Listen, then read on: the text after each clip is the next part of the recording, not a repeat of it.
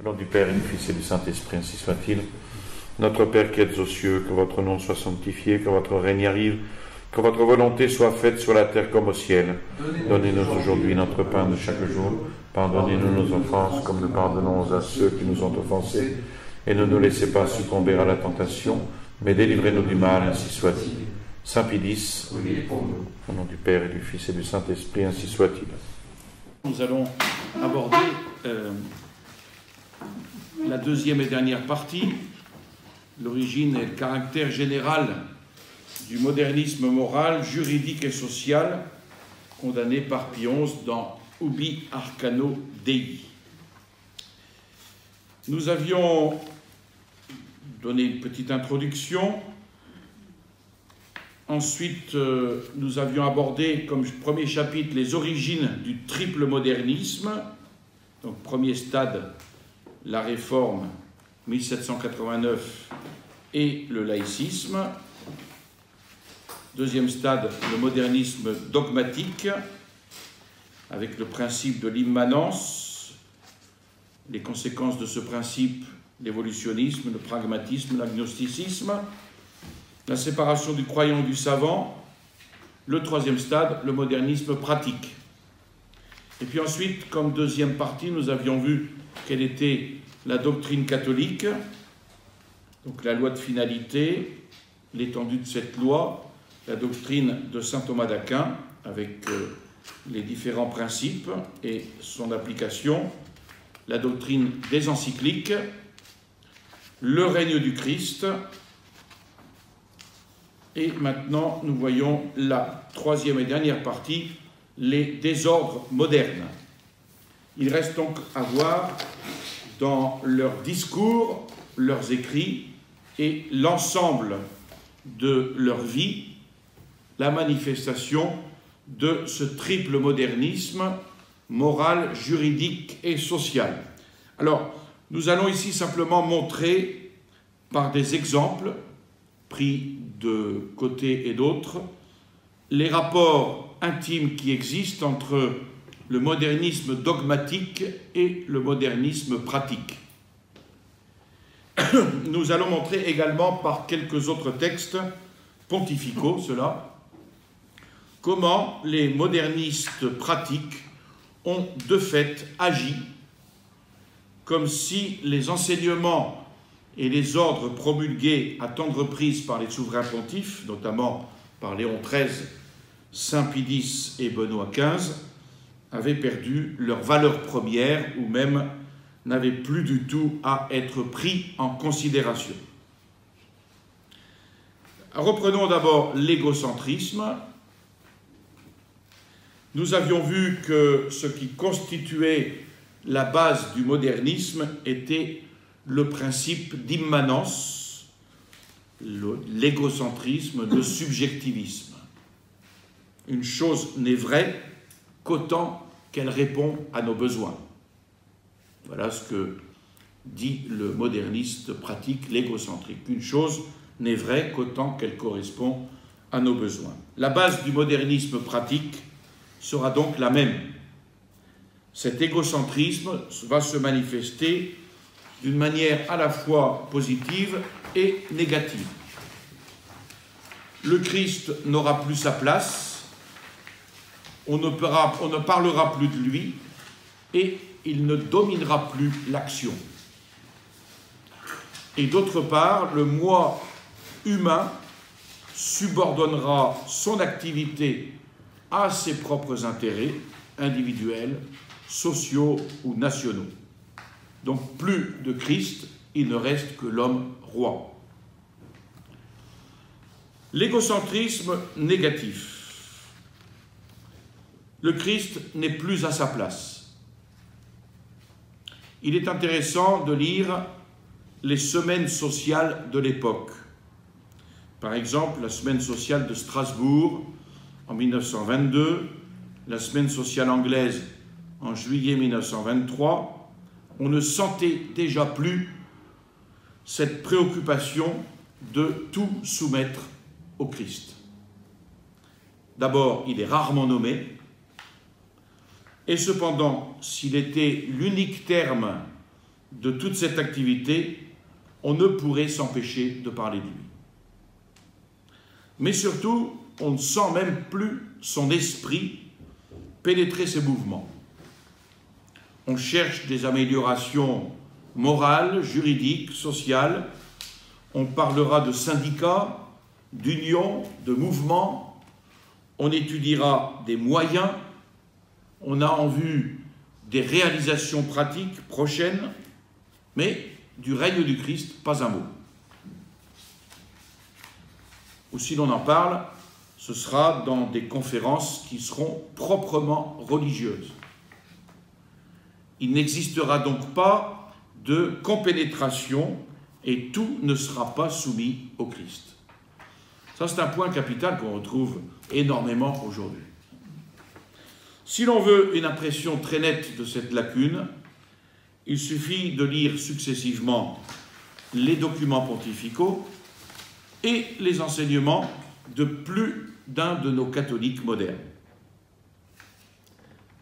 Si nous comparons l'encyclique de Léon XIII, Sapientiae Christianae, avec certains discours sur les devoirs civiques des catholiques de cette époque, la matière est la même, la conception est entièrement différente. Si nous comparons les encycliques Rerum Novarum ou Graves de Communi du même pape avec les conférences faites à l'époque à certaines assemblées catholiques, on voit des articles qui ont un rapport étroit avec la religion, l'éducation, l'art, la politique, la sociologie, où l'on ne trouve presque jamais le nom du Christ. On y rencontre par contre assez souvent le nom de Dieu. Mais nous ne sommes pas de simples déistes, nous sommes des chrétiens catholiques et nous devons donc travailler à l'établissement du règne de Jésus-Christ. En général, on ne sent pas du tout la préoccupation donc de tout soumettre à celui que le Père a constitué maître et seigneur de toutes choses.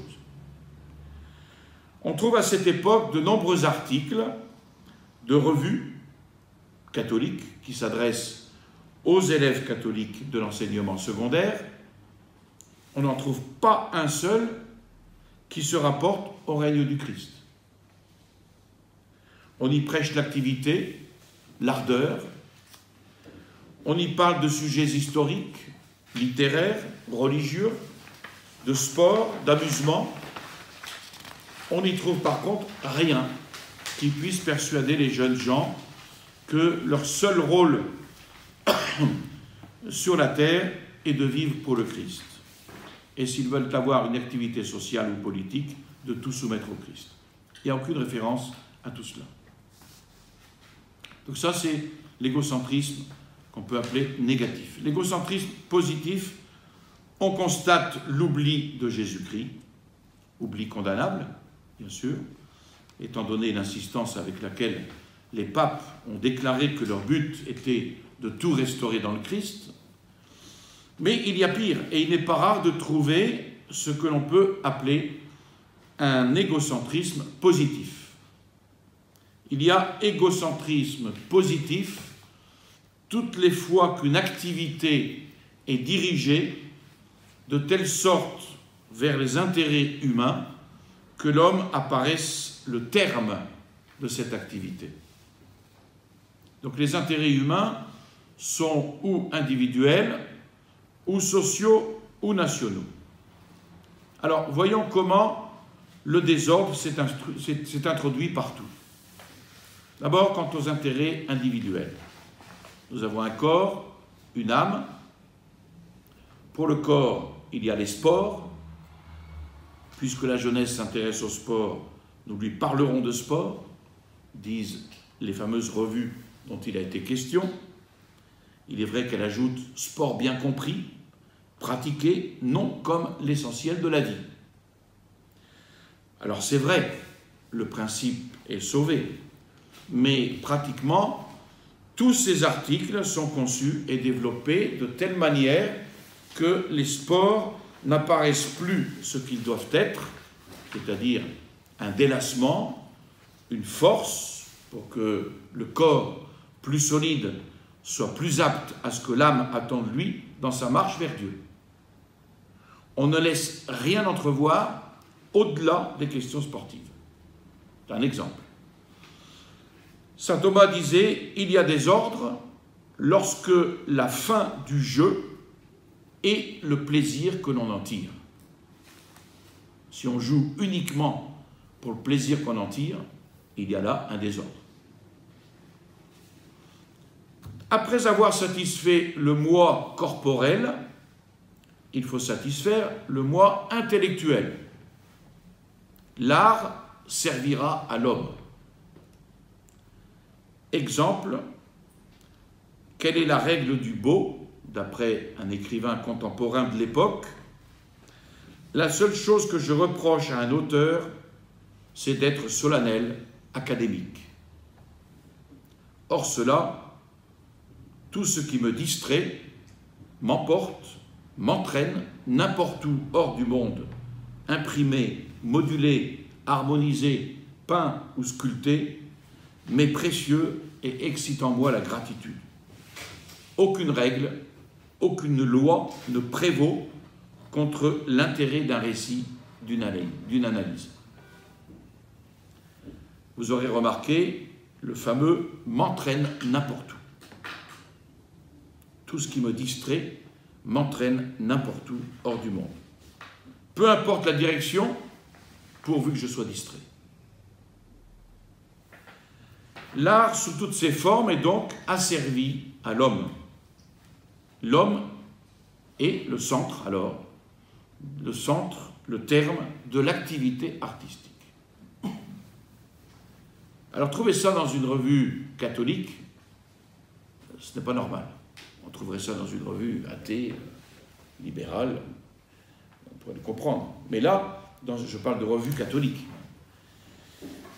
Or, notre intelligence doit être cultivée. La foi nous dit qu'elle doit être formée de telle sorte qu'elle soit entièrement tournée vers Dieu. C'est la fin. Notre fin, c'est le salut de l'âme. C'est la recherche de Dieu.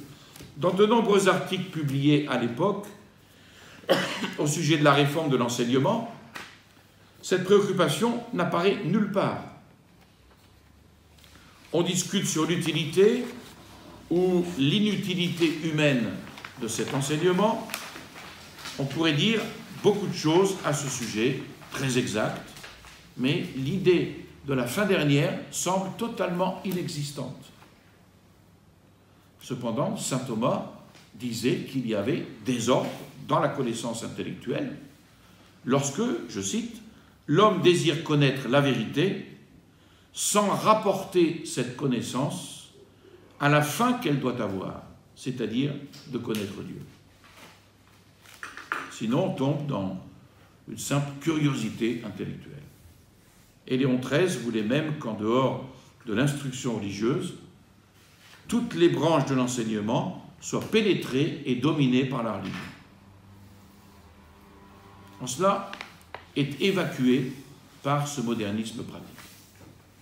Si vous prenez les intérêts sociaux, nous parlons ici d'intérêts individuels. Si l'on passe maintenant à l'égocentrisme des intérêts sociaux, le cardinal Gaspari indiquait le véritable but des améliorations sociales lorsqu'il écrivit à la Semaine de Strasbourg qu'on devait s'efforcer de procurer la prospérité commune qui généralise au profit des humbles un bien-être légitime, fort utile d'ailleurs au perfectionnement de la vie morale et religieuse. Et voici maintenant une citation d'un orateur catholique qui parlait devant un auditoire d'élite. « Nous sommes ici des catholiques, dit cet orateur, qui, constatant avec joie les services moraux et sociaux que leur Église a rendus, rend et peut rendre à leur patrie, recherchent quelles peuvent être, dans le domaine des choses actuellement réalisables, les conditions les plus propices pour que les efforts du pouvoir temporel en vue de la prospérité de la cité soient de plus en plus secondés de plus en plus fécondée par l'aide du pouvoir spirituel. Or, dans ce texte, on voit clairement indiqué le renversement des fins. Le but du catholicisme, pour cet orateur, c'est de seconder le pouvoir temporel en vue de la prospérité de la cité. Tandis que pour le cardinal Gaspari, la prospérité commune doit favoriser le perfectionnement religieux de l'homme. Il serait donc faux de prétendre que la religion ait pour but ultime de développer dans les hommes les vertus de charité et de justice en vue de la prospérité nationale. Alors il est vrai que si tous les citoyens pratiquaient ces vertus de charité et de justice, la question sociale serait solutionnée et la prospérité des pays serait assurée. Léon XIII avait d'ailleurs souvent mis cette idée en relief, mais la prospérité temporelle est une conséquence de la religion. Ce n'est pas le but de la religion. Alors, ceux qui ont étudié ces questions se sont rendus compte des divergences qui existent entre les catholiques suivant la manière dont ils envisagent cette prospérité, fin dernière de l'activité sociale. Les uns cherchent la prospérité de la classe ouvrière, les autres cherchent le rendement des industries dans la libre concurrence, et d'autres, enfin, ne voient que la prospérité nationale. Alors, il faut regretter qu'il y a bien peu d'auteurs chez qui apparaît dominante cette pensée que toute prospérité n'est utile qu'en tant qu'elle contribue au règne du Christ. Et ça, on le trouve nulle part. Aussi, puisque le règne du Christ n'existe pas, la paix du Christ n'existe pas non plus. Il faut ajouter aussi que chez certains catholiques, l'esprit de parti, cet égocentrisme de classe, conduit à concevoir la question syndicale sous un aspect de lutte entre deux classes. Alors que Léon XIII avait dit « L'erreur capitale dans la question présente, c'est de croire que les deux classes sont ennemies, nées l'une de l'autre. » Ennemies nées l'une de l'autre. Il disait ça dans Rerum Novarum. Quelques catholiques conçoivent le syndicat comme une force ouvrière destinée à s'opposer au patron pour obtenir satisfaction. En voici un exemple pris chez un auteur catholique de l'époque. L'esprit syndical n'est pas l'esprit de famille, il est d'allure plutôt belliqueuse. Et il ajoute que là où il y aurait naturellement cet esprit de famille, le syndicat n'aurait pas de raison d'exister. Intérêts individuels, intérêts sociaux, prenons les intérêts politiques dans cette question de l'égocentrisme. Donc nous terminons par l'égocentrisme politique, qui est le plus terrible de tous, un nationalisme exagéré, un impérialisme, peu importe le nom qu'on lui donne. Donc quels sont les catholiques qui reconnaissent au souverain pontife le pouvoir d'intervenir par un droit natif de sa charge suprême dans les questions politiques, même internationales, de déclarer ce qui est juste et honnête et de déterminer où se trouvent les vrais intérêts des nations et des hommes en général. Or, on a vu des écrivains et des orateurs catholiques interdire au pape toute intervention de ce genre. On oublie pratiquement que la patrie n'est pas une fin dernière, non plus, et qu'elle n'existe que pour faciliter aux hommes leur entrée au ciel. Au point que, comme le disait Monseigneur Chollet, si un État était tellement organisé que par la tendance naturelle de son mécanisme, il provoqua la perte finale d'un seul de ses membres, il faudrait condamner ce mécanisme et cette organisation. Et c'est là que il faut rappeler, et c'est là que se situent les paroles de Pie XI dans l'encyclique Ubi Arcano Dei, c'est à ces convoitises déréglées, se dissimulant sous le voile du patriotisme, qu'il faut attribuer les haines entre les peuples. Cet amour même de sa patrie et de sa race, source puissante de multiples vertus et d'actes d'héroïsme, lorsqu'il est réglé par la loi chrétienne, n'en devient pas moins un germe d'injustice et d'iniquité nombreuse si, transgressant les règles de la justice et du droit, il dégénère en nationalisme immodéré. Pas une condamnation du nationalisme ici, c'est une condamnation du nationalisme immodéré. Donc voici quelques citations tirées d'un débat à la Chambre des députés au sujet d'un document pontifical. Le président du Conseil avait dit « Je ne connais que la France et la République ». De la part d'un théoricien du laïcisme, il n'y a rien d'étonnant. Ce qui est plus douloureux, c'est l'affirmation d'un député catholique. Nous ne devons, nous ne pouvons, nous ne voulons aliéner entre les mains de qui que ce soit l'influence de la France dans le monde. D'ailleurs, le président du Conseil, applaudi par la droite, qui aurait pu s'appeler LR à l'époque, a su former la conscience des catholiques qui auraient hésité. Il va sans dire que les conseils de cette sorte, c'est-à-dire la lettre du pape, ne sauraient avoir en France aucun effet et qu'ils laissent entière non seulement la liberté des fidèles de la religion catholique, mais la liberté même de l'épiscopat et du clergé. Et aucune voix catholique ne s'éleva pour flétrir son gallicanisme lorsqu'il montra qu'il se bornait à suivre les traditions de Philippe le Bel, Charles VII et la déclaration de 1680. Donc dans la presse, cette attitude fut à peu près généralement adoptée. Ce sont là donc quelques exemples. Quelques exemples pour vous montrer combien l'égocentrisme domine dans l'activité moderne, tout orienté vers l'homme, tout orienté vers ses intérêts individuels, sociaux et politiques. Alors, cette fausse orientation, c'est celle-là qui constitue précisément le désordre fondamental. De même que dans le modernisme dogmatique, tout découlait du principe de l'immanence, c'est-à-dire de la relativité de la vérité aux exigences du moi, de même, dans le modernisme moral, tout découle de l'écocentrisme, c'est-à-dire de la relativité de l'action aux exigences du moi. Voilà pour l'égocentrisme. Ensuite, l'agnosticisme pratique la tolérance exagérée. À cause du principe de l'immanence, les modernistes étaient nécessairement agnostiques.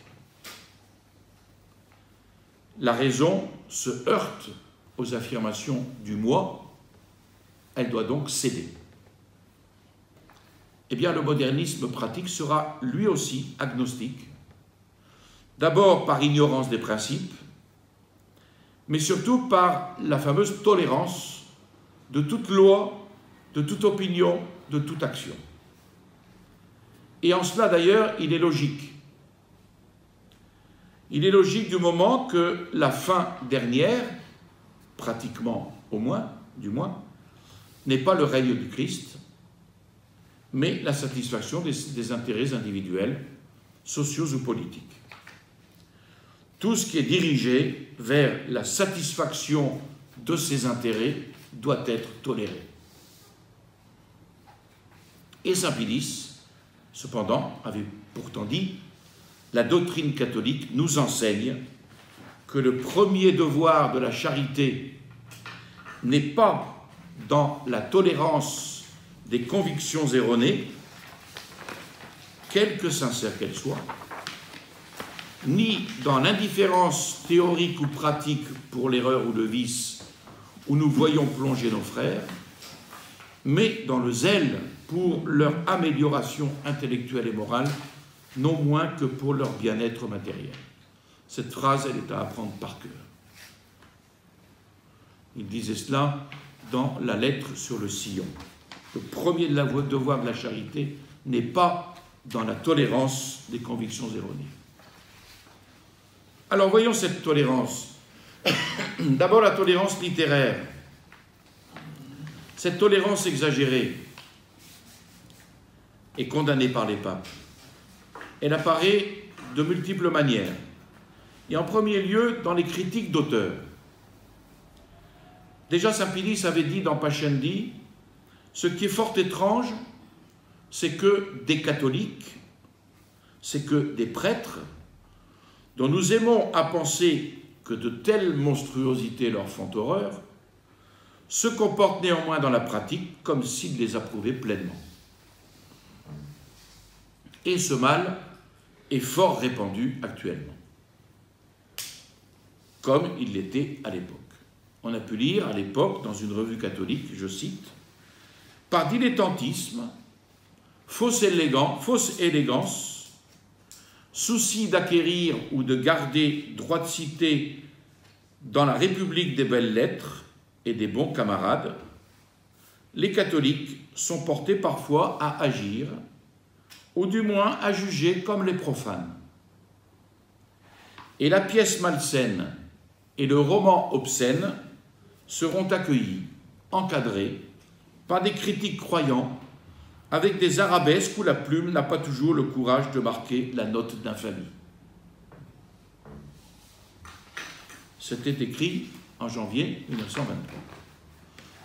Malheureusement, un mois après, un autre rédacteur à la même revue, faisant la critique d'un mauvais roman, manquait lamentablement à cette règle. Voilà ce qu'il dit. « Je vous préviens d'ailleurs que les paradoxes de ce livre ne s'accordent pas toujours avec la morale, que certains contes sont un peu lestes, que les mots d'enfants ne ressemblent guère à des réponses du catéchisme. » C'est quand même un peu fort qu'un critique d'auteur se permette une telle lamentable critique sur un mauvais roman. Simplement dire « Oh ben, les mots d'enfants ne ressemblent guère à des réponses de catéchisme. » Et l'article se termine par cette conclusion, au moins inattendue. « Lisez-le donc. Vous n'aurez peut-être pas tout à fait perdu votre temps. » Mais on trouve ça aujourd'hui, hein. Il ne faut pas exagérer, vous voyez, c'est tout cet esprit. Le 15 mars 1923, pourtant, une lettre du Saint-Office paraissait dans laquelle on lisait ceci. « Il arrive fréquemment que des écrivains qui généralement passent pour catholiques, dans des journaux ou périodiques, louent, glorifient, approuvent des livres, des peintures, des sculptures ou autres œuvres d'art contraires à la doctrine catholique ou au sens chrétien. Cela n'empêchera pas de trouver dans la même revue, au numéro de mars et d'août 1923, des recensions analogues à celles citées plus haut. Alors tout naturellement revient à la mémoire cette plainte de Pie XI, des catholiques agissent, je cite, comme si les enseignements et les ordres promulgués par les souverains pontifes avaient perdu leur valeur première ou même n'avaient plus du tout à être pris en considération. Si l'on prend maintenant la tolérance sociale, pour nous édifier à ce sujet, voici par exemple une énumération de lectures recommandées dans un groupement social fondé en 1923 et où l'on attire des catholiques. Donc, lecture recommandée. Bacon, de la dignité des sciences, Condillac, traité des sensations, Descartes, discours de la méthode, méditation philosophique, Kant, fondement de la métaphysique des mœurs, Jean-Jacques Rousseau, le contrat social, etc., etc. Voilà les lectures recommandées dans une revue pour attirer les catholiques. J'insiste pas là-dessus. Ensuite, tolérance politique. que de fois aussi dans des discours prononcés par des orateurs de grand renom sur l'ensemble des devoirs civiques catholiques, on voit mentionner toutes les obligations, y compris le paiement des impôts, sans qu'il soit fait allusion à la moindre résistance aux lois destructrices de l'ordre social, une résistance qui pourtant est obligatoire, d'après Léon XIII. Non, jamais, dit Léon XIII, on ne peut approuver des points de législation qui soient hostiles à la religion et à Dieu. C'est au contraire un devoir de les réprouver, et donc de les réprouver en ne payant pas l'impôt à des lois qui sont injustes. Dans l'encyclique Sapientiae Christianae, il disait déjà « Si les lois de l'État sont en contradiction ouverte avec la loi divine, si elles renferment des dispositions préjudiciables à l'Église, etc., dans tous les cas, il y a obligation de résister. Résistance civile. » Cette tolérance exagérée est tellement un des éléments du modernisme pratique que Monseigneur Nègre, dans son mandement de carême de 1923, déclare ceci. « S'il s'en trouvait parmi vous qui pratiquent le système du recul en face de la lutte quand elle est un devoir, qui se joignent avec complaisance aux inlassables tolérants des lois de laïcité et supportent sans indignation ni protestation ces lois qu'on appelle intangibles, nous les avertissons de prendre garde, car sur leur tête retomberaient aussi les paroles de Pie XI. Il y a là un genre de modernisme moral, juridique et social que nous réprouvons avec toute l'énergie de notre âme à l'égal du modernisme dogmatique. Égocentrisme, agnosticisme, troisième point, évolutionnisme indiscipliné. Égocentrique et agnostique, le modernisme pratique sera aussi, comme le modernisme dogmatique, évolutionniste. Le moi humain change, donc la vérité doit changer avec lui. Les intérêts humains se modifient, donc l'activité doit se modifier avec eux. Alors, dans une certaine mesure, il peut y avoir une évolution pratique, une espèce d'adaptation, qui est peut-être parfaitement admissible. Mais ici, il ne s'agit pas de cela. Mais non dans la mesure où elle se présente chez nos modernes, car pour eux, cette évolution doit se faire dans la masse laïque. Elle ne doit pas être dirigée par l'autorité. Sapidis craignait beaucoup cette théorie du progrès par la masse, parce qu'elle est contraire à la hiérarchie de l'Église. Il disait dans Pascendi, « Voyez-vous poindre ici, c'est-à-dire dans la théorie de l'évolution procurée au sein de l'Église grâce au progrès des consciences individuelles, voyez-vous poindre ici cette doctrine pernicieuse qui veut faire des laïcs dans l'Église un facteur de progrès. » On trouve un exemple assez net de ce désir de n'être pas dirigé par la hiérarchie dans les mouvements catholiques. C'était à la semaine des écrivains catholiques de 1923. Le père Bessières avait proposé que les campagnes de presse fussent dirigées d'après les décisions de la réunion annuelle des cardinaux et archevêques de France.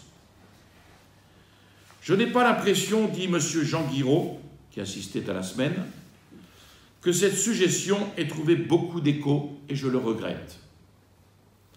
Dans une réunion préparatoire, un catholique de gauche avait dénié le droit de diriger les catholiques à une assemblée épiscopale qui n'est pas un concile. Alors il est intéressant de rapprocher ce texte de Saint-Pilice, de rapprocher de ce fait, là, un texte de Saint-Pilice, l'action populaire chrétienne. Voilà ce que dit saint Pilice à propos de l'action populaire chrétienne.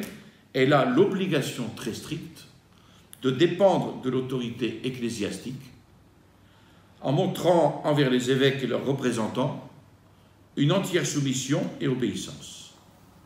Ce n'est ni un zèle méritoire, ni une piété sincère que d'entreprendre des choses, même belles et bonnes en soi, quand elles ne sont pas approuvées par le propre pasteur.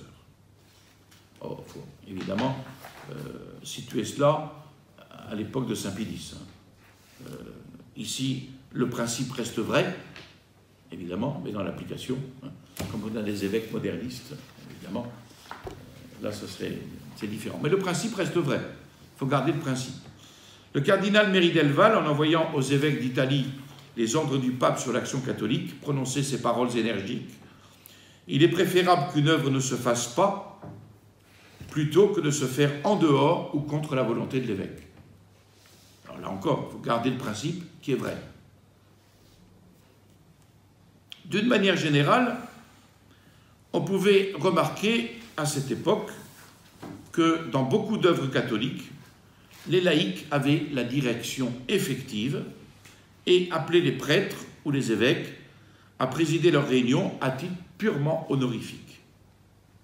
On a pu, par exemple, entendre des réflexions de ce genre. Le clergé n'est pas assez pratique, il ne saurait employer de bons moyens, et puis cela effraierait de voir un mouvement dirigé par le clergé. On y verrait une résurrection du cléricalisme, ce ne serait pas prudent, etc., etc. Quelle pauvre prudence humaine. Ensuite, quatrième point, le pragmatisme exagéré. Le modernisme pratique sera naturellement pragmatique, comme le modernisme dogmatique. Alors, là aussi, il y a dans l'action un bon pragmatisme, comme, on l'a vu tout à l'heure, un évolutionnisme qui peut se comprendre dans une certaine adaptation dans la pratique, non pas dans les idées. Mais là, comme ici, il y a des excès. Et l'excès du pragmatisme, dans l'action, consiste à n'envisager que le résultat immédiat de cette action. Et donc à mépriser toute activité qui n'amènerait pas de résultat tangible. Il s'est concrétisé, ce pragmatisme, dans l'américanisme, qui, malgré la condamnation de Léon XIII, dans sa lettre au cardinal Gibbon, s'est conservé dans un très grand nombre d'esprits. D'ailleurs, si l'on pose comme principe pratique l'égocentrisme, c'est-à-dire l'orientation de toute l'activité vers la satisfaction des intérêts individuels, sociaux ou politiques de l'homme, il est évident que tout ce qui se trouve en dehors de cette réalisation est pratiquement négligeable. Et voilà ce qu'en dit Léon XIII dans sa lettre au cardinal Gibbon du 22 janvier 1899. Ces amateurs de nouveautés vantent outre mesure les vertus naturelles, comme si elles répondaient davantage aux mœurs et aux besoins de notre temps. Et c'est ainsi qu'on trouvera certaines revues destinées aux jeunes catholiques. On trouvera dans ces revues une place prépondérante et très exagérée donnée au développement de l'énergie par l'action, mais pas un seul article sur l'abnégation ou sur la vertu d'humilité ou sur la croix du Christ. Il sera très rare d'entendre parler de ces vertus éminemment évangéliques par crainte d'écarter de la religion la jeunesse, en faisant ressortir son caractère austère. Et Léon XIII, pourtant, avait déjà dit « Les américanistes soutiennent qu'il est opportun, pour gagner les cœurs des égarés, de taire certains points de doctrine comme étant de moindre importance ou de les atténuer au point de ne plus leur laisser le sens auquel l'Église s'est toujours tenue. Il n'est pas besoin de longs discours pour montrer combien est condamnable la tendance de cette conception. Et ce danger-là, il est perpétuel. Et il est très présent, même dans nos milieux traditionnalistes.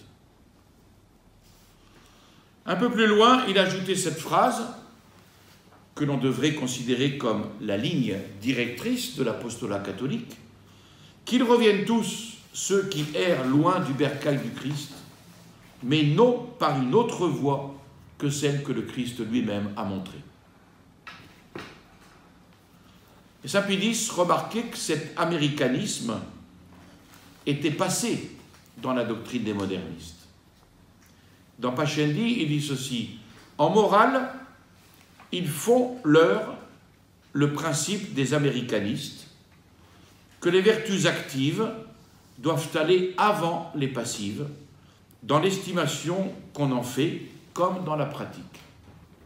Donc on élimine ces vertus comme l'abnégation, l'humilité, le sens de la croix, l'acceptation de la croix, etc. On croit entendre un écho de nombreuses conversations de ce passage. Dans ce passage de l'exhortation de saint Pie, il l'a envoyé au clergé pour le cinquantenaire de son sacerdoce. Voilà ce qu'il disait en 1908. Il y en a qui pensent, qui osent même enseigner que le mérite d'un prêtre consiste uniquement à se dépenser sans réserve au service du prochain. En conséquence, laissant presque entièrement de côté ces vertus par lesquelles l'homme travaille à sa propre perfection, et qu'ils appellent pour cela les vertus passives, il prétend qu'il faut consacrer toutes ses forces et tout son zèle à cultiver et à pratiquer les vertus actives. Cette doctrine est étrangement erronée et pernicieuse.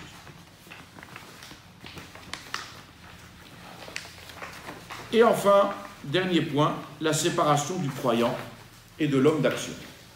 C'est un petit peu une conséquence. Nous voyons que toutes les tendances du modernisme dogmatique ont passé dans le modernisme pratique. Et ce, à la suite du grand principe commun à toutes les formes de la révolte de l'homme contre Dieu, l'égocentrisme. Comment donc, avec ces tendances, rester catholique et prétendre que l'on conserve cette soumission exigée de tout chrétien vis-à-vis de l'Église, du Christ et de Dieu? Saint Thomas d'Aquin dit qu'un homme ne peut avoir deux fins dernières.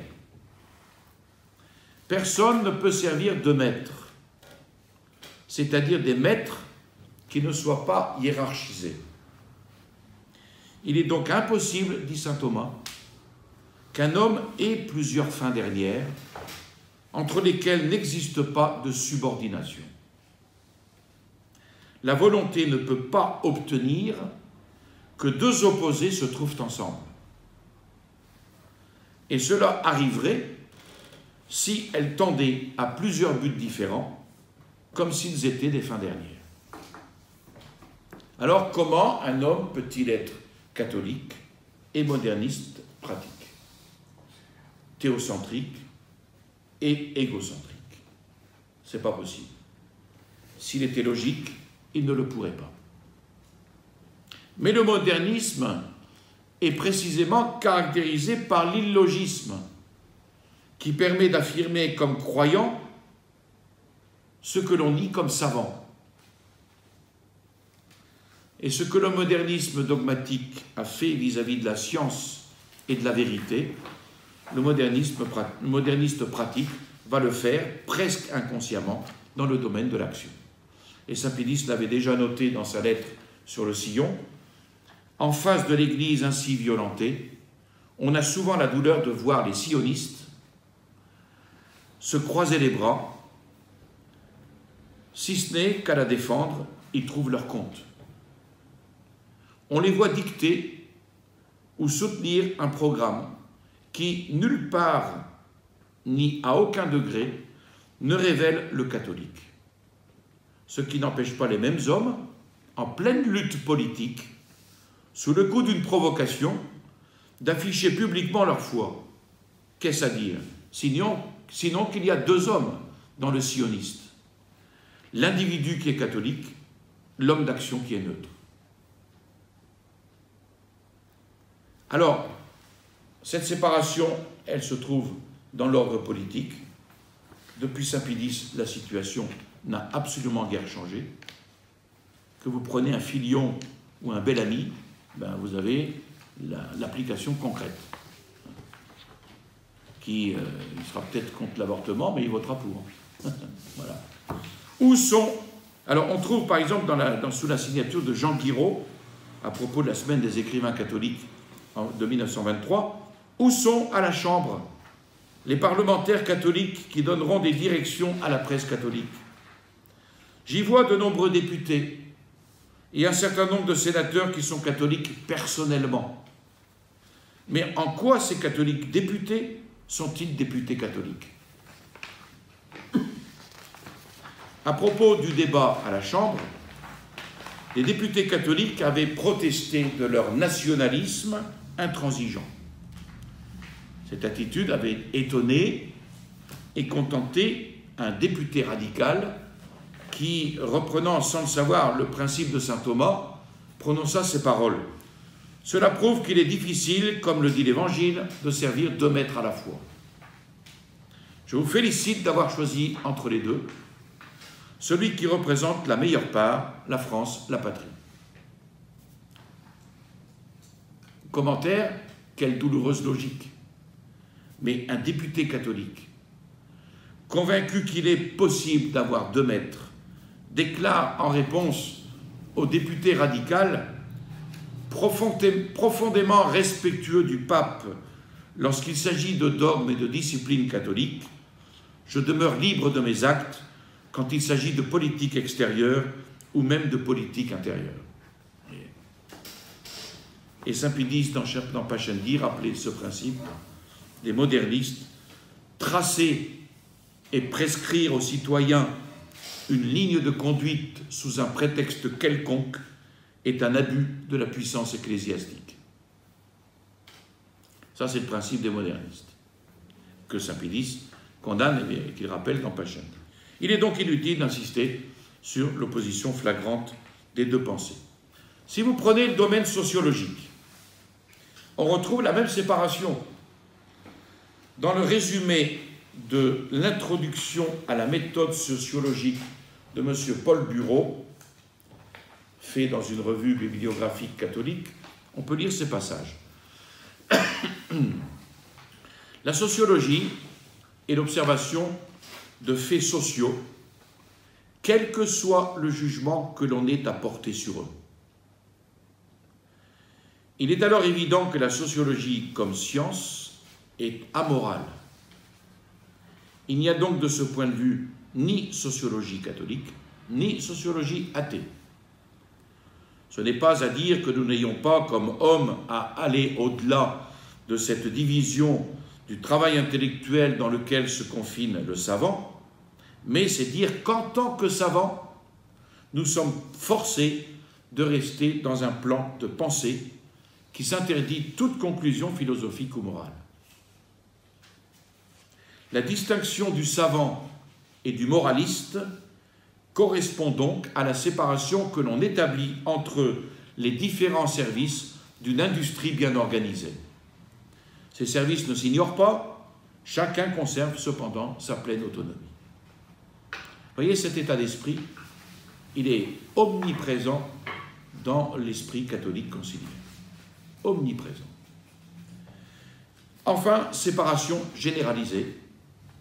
Cette séparation entre le croyant et l'homme dans ses diverses activités se trouve répandue dans tous les domaines. Beaucoup d'hommes d'affaires catholiques ne pensent guère que la morale doive régir leurs affaires. Et il y a ainsi des professeurs de droit qui ne laissent pas soupçonner dans leur enseignement qu'il existe une distinction entre légal et moral, entre légal et légitime. Ceux qui, au contraire, veulent faire intervenir la morale dans les questions juridiques sont considérés par leurs collègues comme des esprits faux, des révolutionnaires, et même, reproche auquel on ne s'attendrait pas, des modernistes. En ce qui concerne l'histoire, on rencontre aussi des catholiques qui ne croient pas pouvoir juger les événements à la lumière de la foi, convaincus que l'historien doit se contenter de relater des faits. C'est bien là l'attitude des modernistes condamnés par saint Pilice dans Pascendi. Il est une chose pour eux parfaitement entendue et arrêtée, c'est que la science doit être athée. Pareillement l'histoire, nulle place dans le champ de l'une comme de l'autre, sinon pour les phénomènes. Dieu et le divin en sont exclus. Conclusion, nous avons indiqué l'origine et les caractères du modernisme pratique. Nous avons vu qu'il prend sa source dans la révolte de l'homme contre Dieu. Révolte que l'homme a essayé de justifier. Et beaucoup trop d'hommes ont été séduits par ces théories nouvelles, par manque d'instruction peut-être pour beaucoup, mais ils se sont quand même laissés aller à ces idées perverses. Il est donc important pour nous de retenir que tout modernisme est caractérisé par une exclusion de Jésus-Christ, par un égocentrisme. Tout le reste, que ce soit la tolérance exagérée, cet évolutionnisme indiscipliné, le pragmatisme, la séparation de la morale et de l'activité humaine, eh bien, tout cela en découle. Alors, pour réagir, parce qu'il faut réagir, il faut tout mettre. Il faut mettre notre Seigneur au centre de tout. Non pas seulement au centre de notre spiritualité, mais encore au centre de toute notre activité, individuelle, sociale, politique, de tous nos jugements, et nous habituer à tout juger, que ce soit les lettres, que ce soit les arts, les sciences, les questions sociologiques ou politiques, en subordination au règne de Jésus-Christ. Et quand nous aurons ainsi placé notre Seigneur au centre de notre vie, il faudra faire la lumière autour de nous en la prêchant, en le prêchant, lui, notre Seigneur, lui seul, tel qu'il est, car il suffit à tout. Et puis, il faudra embraser les cœurs de son amour, parce que par l'amour, il sera constitué roi et centre de tous les cœurs, comme on le chante dans les litanies, sans oublier de nous placer sous la protection de celle qui sera la gardienne de la pureté de notre intelligence et de notre cœur, la très sainte Vierge Marie, celle qui a détruit toutes les hérésies dans le monde. Et c'est ainsi que nous serons la civilisation en marche, LCM, vers le but que nous avait indiqué Pie XI dans Ubi Arcano Dei, la paix du Christ dans et par le règne du Christ. C'est le discours que je prononcerai prochainement à la Chambre des députés. Merci de votre attention.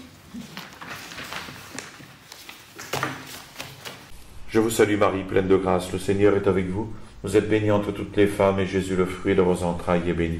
Sainte Marie, Mère de Dieu, priez pour nous pauvres pécheurs, maintenant et à l'heure de notre mort, ainsi soit-il. Au nom du Père et du Fils et du Saint-Esprit, ainsi soit-il.